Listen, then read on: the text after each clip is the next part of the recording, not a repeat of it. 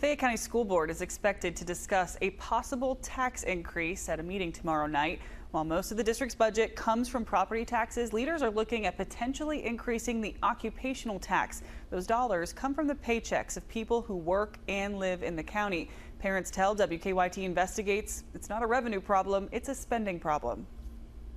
We have 2 weeks to bring something back to the board that is balanced. Fayette County Public Schools has been talking about a potential budget shortfall for more than a month now, a possible $16 million deficit in the next school year. I think the first place they could make up some of this deficit is to eliminate all admin travel for the calendar year. Administrators want to increase taxes. Tuesday night, the board will consider raising occupational taxes from 0.5% to 0.75%. The additional money would come directly from employee paychecks and business profits. A new tax could be the difference between mom being home to help you with your homework and not. It could be the difference between staying in the school district you're in currently and having to move because mom and dad can't afford to stay there anymore. We talked with Board Chair Tyler Murphy this week during a taping of Kentucky Newsmakers. He said rising costs and inflation are partly to blame. We have one of the lowest administrative costs here in Fayette County. It may not match a lot of the headlines or some of the social media scuttle we see, but about 1.2% of our budget goes towards administrative costs. And when you compare that to certainly similar districts or even the private sector, it's relatively low. According to the Kentucky Department of Education, Fayette County is one of only 9 districts in the state that collects an occupational tax for schools, including neighboring Scott County, which also imposes a 0.5% tax, while Jefferson County in Louisville currently receives 0.8%. Whether you are a high school student socking away money for a new car, or you are a local business owner, every single one of us is going to pay for this decision. We did reach out to Board Chair Tyler Murphy, who told us in part, quote, the board asked the administration to develop a specific plan that preserves critical investments for students and staff and balances our responsibility. Several board members told us they found out about the agenda item over the holiday weekend, and they still have a lot of questions, too, that they want answered. Board member Amanda Ferguson told WKYT, I have not heard any support from the community for this increase since it became public. In a 3-2 vote, the FCPS board approved a resolution asking the fiscal court to raise the occupational license tax for schools from 0.5% to 0.75%. I heard from a number of constituents who reached out to me by text, phone calls, emails, private messengers, asking whether or not the conversation and vote on May 27th was legal. Senator Amanda Mays Bledsoe represents Lexington. After looking into the law, she reached out to Attorney General Russell Coleman. Wednesday, he released his opinion, saying FCPS's vote was unlawful because they did not give proper public notice of at least 1 week. I think he confirmed what many people in Fayette County felt like, which we were shut out of a conversation about a tax increase. We asked FCPS if the board's vote was unlawful since they didn't give at least 1 week's public notice. In a statement, they told us the law didn't apply since it's a county-level tax. However, Attorney General Russell Coleman addressed that statement given to WKYT in his opinion. He says the district's position is not supported by the statutory language. The way Fayette County Public Schools handled it to begin with was inappropriate at best. On Wednesday, FCPS said they, quote, respectfully but strongly disagree with Attorney General Coleman's opinion, adding they, quote, believe there are reasonable differences in interpretation. I think that says a lot about where they feel like they are, that they can disregard the Attorney General of the state. Norma Justice is the president and co-founder of the Fayette County Children's Coalition. And I really think that the general public has turned against the board and their decision-making because they violated the trust. The Fayette County Fiscal Court was slated to vote on the tax increase Thursday. Now, Fayette County Judge Executive Mary Diane Hanna says they will no longer be voting on the tax.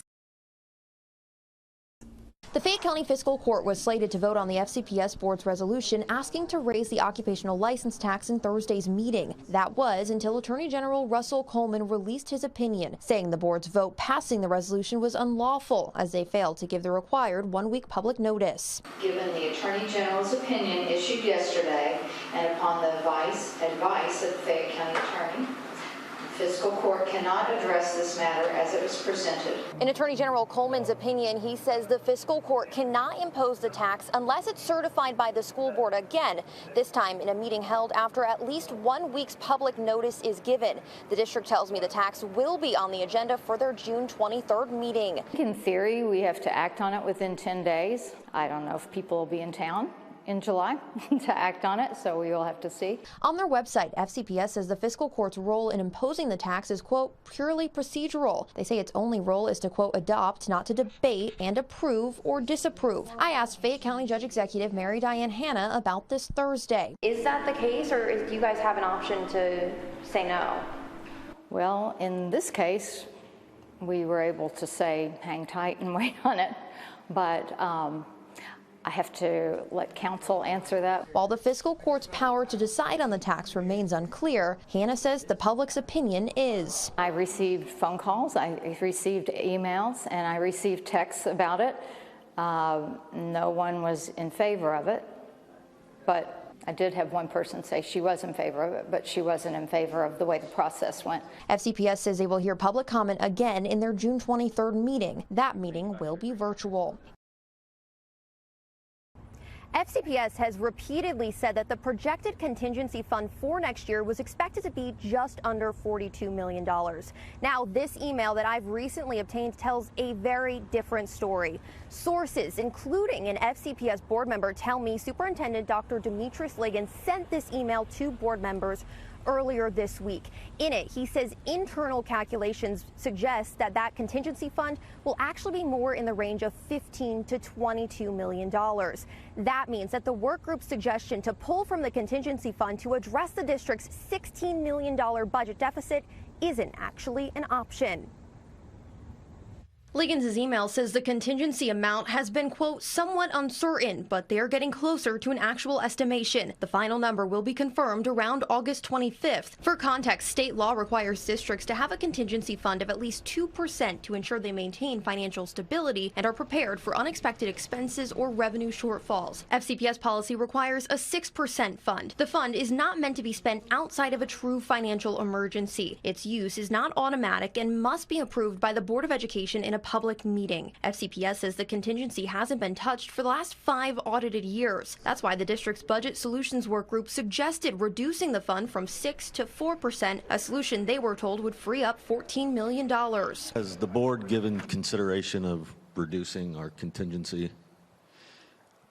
We have not brought that to them directly. I think that's something they would have to explore. That's something for sure. I mean, that's a great solution. Seems like a pretty simple solution. Yeah. When the group ranked their solutions, reducing the fund to 4% took the #1 spot. Right behind it was further reducing the fund, taking the full $16 million from it to resolve the budget deficit. But we now know from Liggins' email these solutions are no longer possible. In it, Liggins also outlines what he calls, quote, 3 other significant cost pressures where expenses have outpaced revenues. Now, they include preschool expenses being $2 million higher than what can be recouped in revenue, employee retirements accumulating $2 million in penalties, and nutrition services revenues not keeping up with inflation, leaving the district roughly $6 million behind in payments, with only $4 million cash in hand on that fund. Now, the work group's suggestions to address the budget deficit are slated to be presented to the board here Monday night. I, of course, have reached out to the district to ask them several questions about this email, including when exactly the district realized the difference in the original projected fund versus where it now stands, as well as why the Budget Solutions Work Group was led to believe that changing the contingency fund was a viable option to address that deficit. They have not yet responded to my request for answers.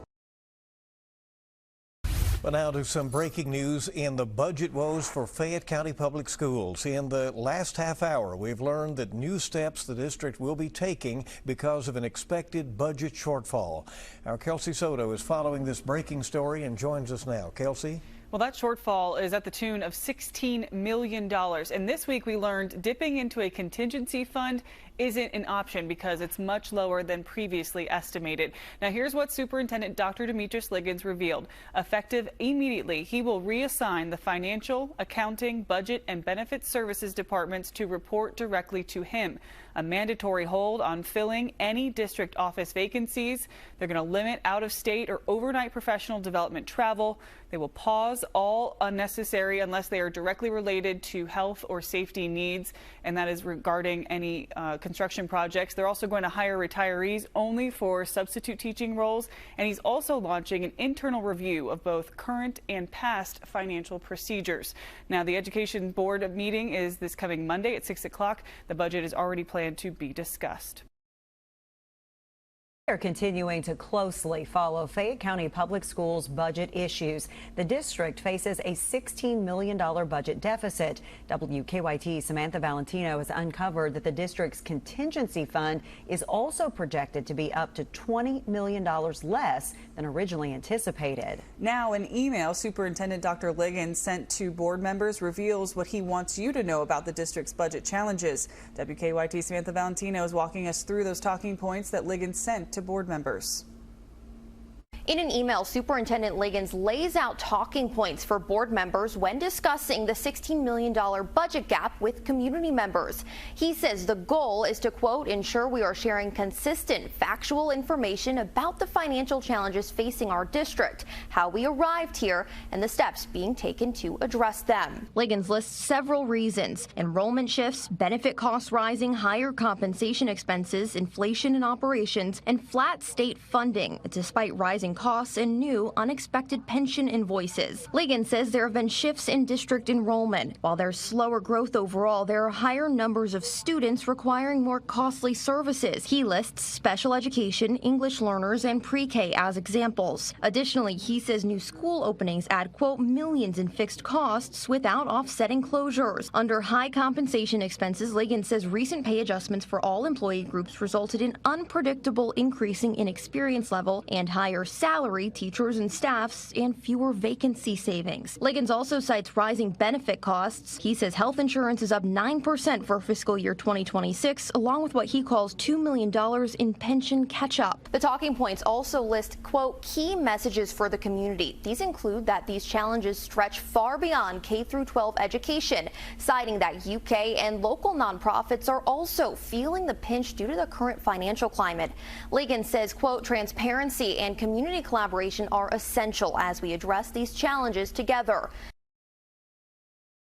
The FCPS Budget Solutions Work Group was tasked with coming up with ways to address the district's projected $16 million budget deficit for next year. In their first meeting, they were told the general fund contingency was projected to be just shy of $42 million.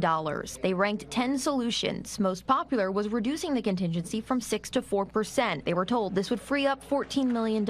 Second most popular was pulling the full $16 million from the contingency. In an email to board members on August 10th, Superintendent Dr. Demetrius Liggins said this is no longer a viable option, as the carryover balance, or true contingency, is projected to be in the range of $15 to $22 million. The contingency, along with the rest of the work group's suggestions, was discussed in Monday night's board meeting. Has the contingency already been dipped into? Have some of those dollars already been spent? I don't want to be stuck with a number that I told you at this meeting and then it changes. I'm very hesitant to give a number. The question was also raised as to why the Budget Solutions Work Group wasn't told the contingency would be lower than the estimated $42 million. FCPS Financial Director Rodney Jackson said he told the group during their second meeting. That's when you got up to talk and mentioned that the contingency had not been touched in 5 years and the money is still there. I mean, I'm wondering. Oh, I never said the money was still there. You said them funds are there. No, I said we haven't touched it in 5 years. I said the money may not be funds there. are there. Yeah, I never said they would be there. The funds were there. You can play the clip. I know I did not say that. WKYT reviewed the recording of the Budget Solutions Work Group's second meeting on July 15th. In the meeting, Jackson told the work group the contingency fund had not been accessed in 5 years. So that goes to the 2024 year going backwards. So them funds are there. It's just not a theoretical number, but it's 6% of the budget based on our policy. So that's there. It hasn't been touched. Jackson did explain the contingency balance remained unknown, noting the group had some great ideas for addressing the projected budget deficit. But the reality of it, contingency is going to only serve a piece of that. but we don't know what that number is going to be this year yet. In Dr. Liggins' email to board members, he said they should have a final number around August 25th. Meeting was announced yesterday morning and started at 5:30 this evening. This comes after learning several weeks ago that the district's contingency fund or carry forward balance was likely going to be thousands of dollars less than anticipated. Tonight we learned that fund is $26.3 million instead of the initially indicated $42 million. Superintendent Dr. Demetrius Liggins telling the board members they do plan some ideas. They have recommendations moving forward, and that does not include raising the occupational license tax. He says they're still considering additional ways to reduce their expenses. That leaves us with the $16 million projected shortfall. And so to balance the budget, we will recommend the following. Freezing all hiring except for classroom positions and bus drivers, anticipating a $2 million savings there. Restricting overnight professional learning at the district level, restricting food for district-sponsored activities and meetings. We talked with attorney for Ann Sampson Grimes last week, who wrote a scathing letter to board members saying she was punished for raising concerns about the ongoing budget issues. WKYT's Kelsey Soto is in studio now with the new details. Well, Grimes has been with the district since the year 2000. In her personnel file, which we requested from FCPS, there are no listed disciplinary actions or any formal complaints, although her attorney says she was given a letter signed by the superintendent on August 15th, placing her on administrative leave for 20 workdays, citing, quote, inappropriate conduct. Grimes claims she wasn't given a reason why, but was told by Deputy Superintendent Dr. Houston Barber, her superior at the time, that it was, quote, an issue of leadership and not an issue of her performance.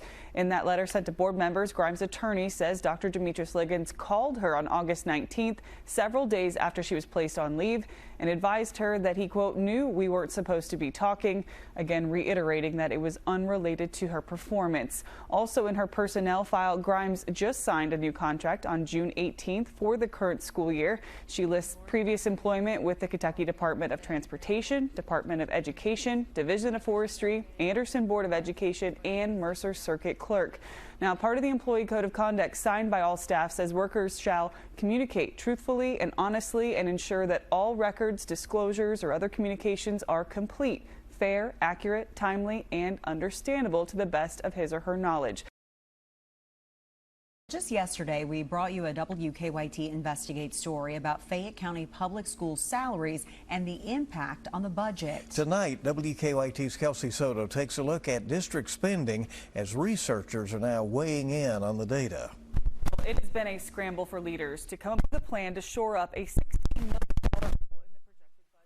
Last week, Superintendent Liggins announced when 28 Fayette County school administrators and one school staffer took a trip to Denver last summer for a conference, they racked up a $122,000 bill.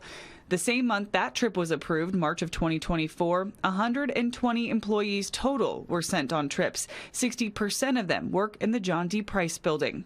Professional leave is just a small fraction of Fayette County Public Schools' annual spending, but some economists say it's part of a larger problem. So I think it's important to track, okay, let's have some accountability. Let's see, let's shine the light and see what's been going on. Dr. John Guerin has been tracking publicly available data dating back to the 1990s when Kentucky passed the Education Reform Act. He's the UK researcher behind a 2024 study on Fayette County schools. A lot of non-teacher staffing has gone up. In fact, by about 50%, half again, since the 1990s. Now, and a lot of that sounds pretty good. When there's more counselors and more librarians and more curriculum development people and so on. But at the end of the day, it's got to have an effect. It's got to improve student outcomes, and we're just not seeing that. Statistics show ACT scores in Fayette County haven't improved since 2017. Amid a projected $16 million budget shortfall, many community members have shifted their attention away from revenue and honed in on expenses. Professional leave is one of them. January of last year, $127,000. February, $265,000, March, $371,000, and then even in May, $402,000 out the door at just one meeting. Is this where you kind of see things come to a head, where people are starting to push back and get upset with the way things are being run, business-wise? Yeah, I think that's what often happens in sort of politically determined outcomes, is that people kind of will go along with it for a while until something really notable happens, and then they pay a lot of attention to it. And I think right now that's starting to happen with Fayette County Public Schools. People are starting to pay a lot of attention, which is good. While combing through the records, we spotted a discrepancy. In March of 2024, the number of dollars spent year to date from the general fund jumped $10 million, which skewed the total all the way through June, the end of the fiscal year. We asked Fayette County Public Schools about the number last week, but are still awaiting a response. For Dr. Guerin, the numbers are important details when you can find them. I did look at Fayette's a bit, and it's not very transparent, honestly. And so I applaud the people who are doing that, and so I think we need to support those people on our school board as well as in the community who are really asking the hard questions and really digging in to see what's going on. Now, to be clear, some of those trips are paid for using grant money. So here's a look at the last year and a half's worth of professional leave approved by the school board. You can see a peak in May of 2024 at $402,000. School board members have been approving professional leave trips en masse at each action board meeting for years now. However, at the last regularly scheduled meeting back in August, they removed the item entirely from the agenda. Our week-long coverage of Fayette County Public Schools budget troubles continues tonight as the district faces a projected $16 million budget deficit. We've looked at the numbers, and we've heard from parents and experts have given their thoughts as well. And tonight we're hearing a new perspective, one of someone who has actually sat on the FCPS school board. WKYT Samantha Valentino has our WKYT Investigates. They say you shouldn't judge someone until you've walked in their shoes or perhaps sat in their seat. From 2017 to 2022, Stephanie Spires did just that, serving as a member of the FCPS school board. For several of those years, she held the board's highest title as board chair. It comes down to communication and transparency. Spires says it's vital that the board communicate what's happening with the community as well as among themselves. That includes ample opportunities to ask questions and actually receive answers. It's something Spires feels she was provided during her time on the board. There definitely has been a shift, and whether that shift is coming from the board chair or the superintendent, I think it remains unclear as to who's giving the direction there. Spires says some may be quick to point fingers at Superintendent Dr. Demetrius Liggins, says he's the leader of the district. But she says it's important to remember the superintendent answers to 5 bosses, the members of the board. They have one employee, the superintendent, and the board chair is really the one directing that cause. With the current board, there seems to be a trend in voting. For example, in January, the vote to renew Liggins' contract passed 3-2. Another 3-2 vote came in May in favor of raising the occupational license tax. Then the majority kind of rules, and so the two, I think, that are not with the majority are being left out and maybe not getting their answers. As for why that could be happening, and it may be that the majority does not feel that they need to answer those if they have enough information to move forward. Some board members have been very vocal about their desire for answers regarding the district's contingency. What was initially projected to be just shy of $42 million now sits at $26.3 million. So what happened? Dr. Liggins says he doesn't have an answer, but an investigation is underway. I don't believe there has been truly misconduct in the sense of someone has misspent the money knowingly, someone has done something. But we have a board that has passed an irresponsible budget and has had to continually make up for that. Spires points to the 2023 decision to raise teacher pay to historic levels. Board Chair Tyler Murphy said the average pay raise would be 8% with a minimum of 4%. While Spires says the raises weren't undeserved, they also weren't adequately funded. They did so without identifying a revenue source to do that, and they pulled from the fund balance at that time. And that's when I think some of us, myself included, began to raise some alarms that, what is your plan?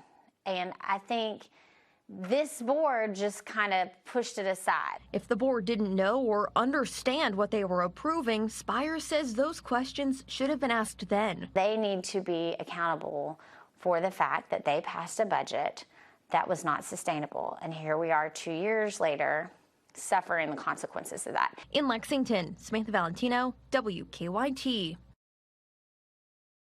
In 22 pages, this lawsuit outlines the times FCPS budget director Ann Sampson Grimes says she warned district leaders they could face financial troubles if cuts weren't made. Clearly, at this point, they're just trying to retaliate against her, and you felt we had no other choice at that point. Those warnings go back to February 2024. Each time Grimes recommended cuts she thought were necessary, the suit says her peers and superiors pushed back, claimed she was incorrect, or flat out ignored her advice, leading to retaliation and/or discrimination. The suit outlines times Grimes raised concerns to Finance Director Rodney Jackson, Deputy Superintendent Dr. Houston Barber, and Superintendent Dr. Demetris Liggins. Instead of listening to Grimes' repeated warnings, her attorney Brandon Volker says she received this letter from Liggins, placing her on administrative leave. This person did absolutely nothing wrong, and the ones that were told and knew of the issues are the ones still weren't put on leave or anything. In April of this year, the suit says Grimes emailed Liggins directly advising significant cuts would need to be made for fiscal year 2026, predicting the district's current position. FCPS's finances have also caught the attention of state lawmakers here in Frankfort.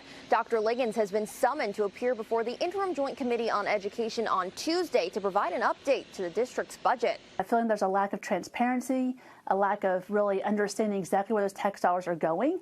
I think you'll see some of that conversation perhaps next week in the Interim Committee on Education. In June, Senator Amanda Mays Bledsoe asked Attorney General Russell Coleman to weigh in on FCPS's vote to raise the occupational license tax. He deemed it unlawful due to a lack of public notice. Since then, State Auditor Allison Ball launched a special examination into the district's finances, and we've learned the contingency is millions of dollars less than it should be. What I keep hearing from people in Fayette County is a lot of questions, and they're getting very frustrated by the lack of maybe transparency and accountability. And there seems every week to be more questions, not less. Senator Bledsoe says she and her constituents just want answers. In Frankfort, Samantha Valentino, WKYT. Grimes' lawsuit seeks damages, legal fees, and for Grimes to be reinstated to her position. It also accuses Superintendent Liggins of gross intentional conduct meant to punish Grimes and deter her from lawfully reporting potential mismanagement or waste of district funds. The district says they cannot comment on legal matters. Much of the criticism surrounding Fayette County Public Schools' budgeting process has indeed been warranted. A projected $16 million budget shortfall, a quick passage of a tax hike, conflicting numbers in the contingency fund, and demands for an audit. Good evening, I'm Bill Bryant. And I'm Amber Philpott. The last few months have been full of increased scrutiny for Fayette County Public Schools. Today, FCPS Superintendent Dr. Demetris Liggins went before state lawmakers for questioning. WKYT's Kelsey Soto was in Frankfort for that hearing. She is in studio now, breaking down the details. Kelsey? Well, the Interim Joint Committee on Education requested Fayette County Public Schools Superintendent Dr. Demetris Liggins come before them and provide an update on the district's budget. It's not uncommon, as Committee Chair Stephen West pointed out. Jefferson County's been there before, but he did note its significance. Do you swear the testimony you're about to give is the truth, the whole truth, and nothing but the truth? I do. Thank you so much. Dr. Demetris Liggins, Superintendent of Fayette County Public Schools, appeared alone before lawmakers, presenting 10 years worth of data and budgets. Hindsight, as you know, is always 20/20, and I wish I had done more, and I regret that we are in the position that we're in today. You have 40,000 students and their families dependent on you. Senator Lindsey Tishner, Republican from Louisville, says even her constituents have requested documents through open records and expressed frustration with excessive spending. On the purchase orders for reimbursement for yourself, where it says at the top of this page, it's about kids, for your reimbursements alone for travel is $60,000. That's unbelievable. This is basically a forum. Committee Chair Senator Stephen West, a Republican who serves parts of Fayette County, questioned the culture at central office. Is there a toxic work environment at home office? I wouldn't call it a toxic environment by any stretch of the imagination, but there is an environment where there's trust, not only and we talked about trust here with the community.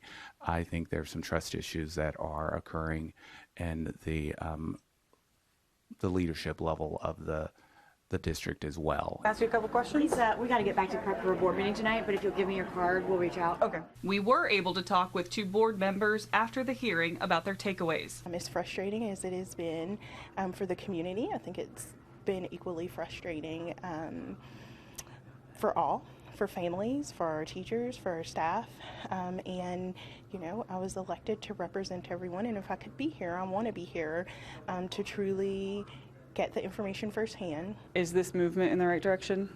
It seems like it, yes. I mean, and I'm hearing, just talking afterwards, I'm hearing that there are still a lot of questions that they weren't answered, and further things they want to ask about. Senator West did mention there was plenty more to discuss, and they hadn't even scratched the surface on the ground they would like to cover. He mentioned possibly calling Fayette County Schools back for a future meeting. Adriel Camuel, a Democrat who represents Lexington, had several questions for Dr. Liggins, and she did disclose that she and her husband are employed by the district. You can catch that full hearing online. We'll have a link for you right now over on our website. Live look in at tonight's Fayette County School Board meeting. They will be voting on the district's working budget for the 2025-26 fiscal year. The district has been trying to find solutions to a projected $16 million deficit for months. The final budget is more than $827 million. Tonight's board meeting comes as multiple state lawmakers are calling for a shakeup in district leadership. WKYT's Kelsey Soto is joining us live from the John D. Price Administrative Building. Kelsey, you actually talked to one of those representatives who wants to see change. Several lawmakers are now requesting that several of the district leaders step down and resign from their position. Representative Matt Lockett led the charge this morning, calling on Superintendent Dr. Demetrius Liggins as well as Board Chair Tyler Murphy to step down. He listed at least a dozen grievances, including excessive spending, an irresponsible compensation package for the superintendent, the attempt to raise the occupational license tax, financial mismanagement that led to a $16 million budget shortfall, the ongoing lawsuits, a nearly depleted contingency fund, the hostile work environment, denying access to open records requests, and a lack of transparency. He told us he doesn't see any other path forward. How can you go into a meeting tonight and say, here's our budget? Who is going to believe that? The trust is gone. Representative Matt Lockett, a Republican from Nicholasville, also serves parts of Fayette County. He believes the Fayette County public school system is falling victim to failed leadership. Monday morning, he called on Superintendent Dr. Demetrius Liggins and Board Chair Tyler Murphy to resign. That trust has to be there. The teachers have to be able to trust their superintendent and board chair. Period. The legislature doesn't have the authority to remove a superintendent or board member, so his request is just that. We certainly appreciate their service. We certainly appreciate what they've done. It isn't easy. And I know the job of superintendent, I wouldn't want it. And I know that both of them have been trying, but I would ask them, directly for the sake of the school board, for the sake of the teachers, for the sake of our parents, and mostly for the sake of our students, please step aside. And I think all of us as a body want to see this behind us, want to see this train wreck behind us. And so we're all wanting to kind of turn a new leaf, if you will, and to say, you know what, let's turn this page. Let's get back to where we ought to be. Let's put the district back on sound footing and move forward. Within the past hour, we've gotten reaction from both the superintendent and board chairman. Superintendent Dr. Liggins said, I have publicly agreed that much of the criticism surrounding Fayette County Public Schools' budget process has been warranted and taken responsibility for restoring community trust. He goes on to say the budget our Fayette County Board of Education will consider tonight is balanced without raising the tax rate and with continued support to classrooms. Representative Matt Lockett would know that if he chose constructive dialogue over political theater. And board chairman Tyler Murphy said, Representative Lockett has my number, and I welcome any constructive conversation with him or any fellow elected officials about how we can work together to support our students, our educators, and our community. I'll leave the politics to Frankfort and Washington. The school board is also set to vote on $45,000 worth of professional leave during tonight's meeting. The agenda lists 17 trips ranging in price from $900 to more than $3,000.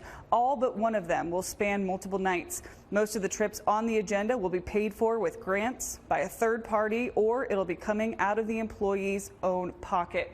Last month, Dr. Liggins said that they would be cutting back on both the out-of-state and the overnight professional leave.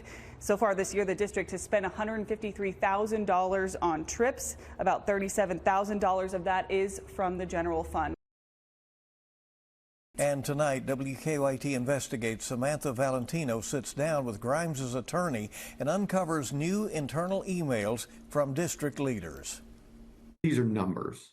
Numbers don't lie. Brandon Volker's client, FCPS Budget Director Ann Sampson Grimes, was placed on administrative leave on August 15th. Through an open records request, we obtained more than 800 pages of emails between Superintendent Dr. Demetris Liggins, Deputy Superintendent Dr. Houston Barber, Finance Director Rodney Jackson, and Board Chair Tyler Murphy. Several of them discuss Grimes. A January 28th email from Budget Specialist Jessica Williams to Grimes raises concerns about the district's fund balance or true contingency. Williams shared that she was concerned about the fund balance, projecting it would only be approximately $2 million.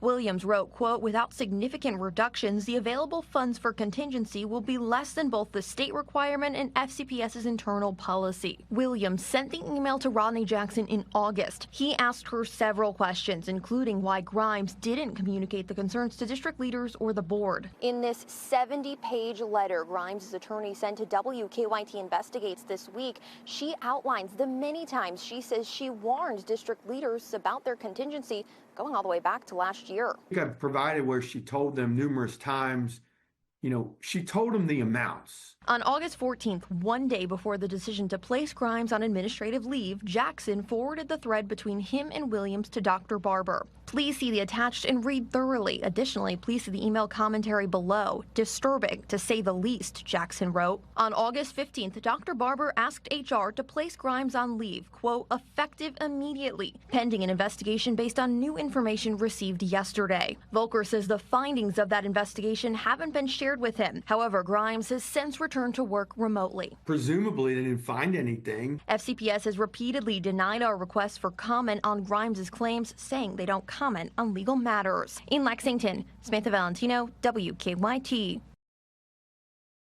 Lexington lawmaker is talking to WKYT Investigates about her bill targeting Fayette County Public Schools. State Representative Vanessa Grossel announced new legislation that would put an end to taxpayer-funded lobbying for districts. She did this after watching WKYT's coverage. And Kristen Candy talked to her today in our top story at 6. The lawmaker told us the superintendent met with her in Frankfort with a lobbyist at his side, talking at the time about FCPS's $16 million deficit. That was the first sign to her of a waste of taxpayer funding. The second sign, our coverage of the FCPS contract with the lobbying firm. All legislators want to be good partners at the decision-making table and have those relationships with their school superintendents and board chairs and other board members. And so it's about reaching out and letting us know what you need. And you don't need a lobbyist to do that. State Representative Vanessa Grossel has a personal connection to public education.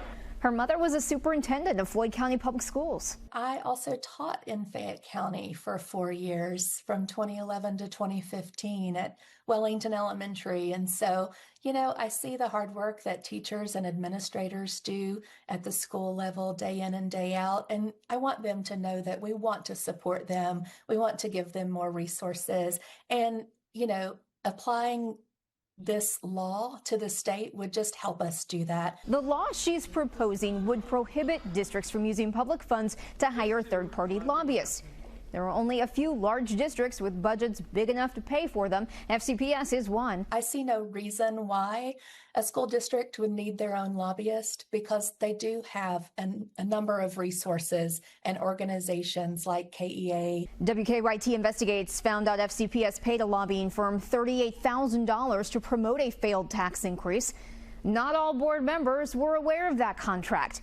This was all agreed to at the same time as concerns mounted about the district's budget shortfall. It feels almost greedy to me because we know that the funding gaps exist between rural, urban, and these are our most wealthy school districts that have hired lobbyists. This legislation is just a proposal right now. Representative Grossel's going to put it on paper and officially file it in the next session. For WKYT Investigates, I'm Kristen Kennedy. WKYT Investigates is uncovering more district financial fallout for Fayette County Public Schools. Emails reveal a consultant found a way around school board oversight. He split nearly $100,000 of work into smaller contracts that didn't need approval. Kristen Kennedy shows us how taxpayers ended up footing the bill. District policy requires board approval for any contract over $40,000. And Dr. Billy Snow's 9 separate contracts avoided that oversight. WKYT Investigates found emails showing Snow signed contracts between September of 2024 and September of this year. Assistant Superintendent Dr. Bill Bradford approved most of them. Because each contract stayed under the $40,000 limit, no executive summaries went to the board. We asked Dr. Bradford why he approved not one but multiple contracts with the same consultant. He said it's the result of different contractual term lengths and service provisions, going on to say they were initiated at different times in advance of or throughout our current fiscal year. Dr. Bradford says Dr. Snow is one of 4 professional learning coaches the district uses, the only with multiple contracts. The other 3 have only worked for the district once. Our investigation shows Dr. Snow billed the district for his work with 4 schools, with high school and middle school principals, and for district-wide projects. The total, nearly $100,000. Emails reveal what happened when funding got tight. Dr. Bradford told Dr. Snow they'd put additional contracts on hold due to budget cuts. Snow then asked individual schools to hire him directly, writing to one administrator, "I have been cut due to budget reasons." Before Dr. Snow started Transformation Leaders Network, he was a superintendent for a school district in Texas. The NBC station in Dallas says in 2019, the district put Dr. Snow on administrative leave pending an investigation. They then dropped their investigation when Dr. Snow resigned. For WKYT Investigates, I'm Kristen Kennedy. Now, we did ask Dr. Snow what is his standard practice for billing and if it's common to bill for each individual session with various school leaders, and we're still waiting to hear back. For the first time, we are hearing from the Fayette County Schools budget director who claims she was retaliated against for warning of impending budget concerns. Ann Sampson Grimes filed a civil lawsuit against the district back in August, saying they violated the Kentucky Whistleblowers Act after she was placed on administrative leave. WKYT's Kelsey Soto joins us now with more about that discussion today. Ann Sampson Grimes spoke exclusively to WKYT on a live taping of the Afternoon Buzz today. She was joined by her attorney, Brandon Volker, where we talked about the culture inside central office, her ongoing civil lawsuit against the district, and whether or not there are guardrails in place to prevent something like this from happening again. We know that we have people in charge of each of these departments. So, do you think there's enough controls and regulation and oversight on what's going on right now day to day? No, I don't. I think that there could be more internal controls, and I've tried to put those things in place, and then often there's always a but, and it should be this way, or, well, we don't want to disrupt the process for this. There are ways that internal controls can be a lot stronger, and I've tried to push for those over the last several years. You've talked about you're a very private person. You haven't had a chance to speak to the board directly. What is it you would like them to know, or what is it that they should be asking or need to find out in order to make good, solid decisions? I think it's important for the board to understand the current fiscal situation, because I don't believe they're in a balanced budget situation or current situation that's going to carry them through, and they need to make the hard decisions that we recommended last season. And now that the school board has authorized an external audit and an independent investigation into Ann's claims, we asked if this is a step in the right direction. Are you at all hopeful or optimistic that these are going to result in either information, answers, and/or actionable results? I'm not sure, because with the budget process we had in place, that our team had in place was a strong one, but it was upended by leadership, and it was just as Dave described. This was how they wanted the budget to look. And I mean, here you are putting yourself on the firing line. Why? I believe in doing the right thing. I believe in taking care of the taxpayer. I believe being the voice of those who don't have one is important.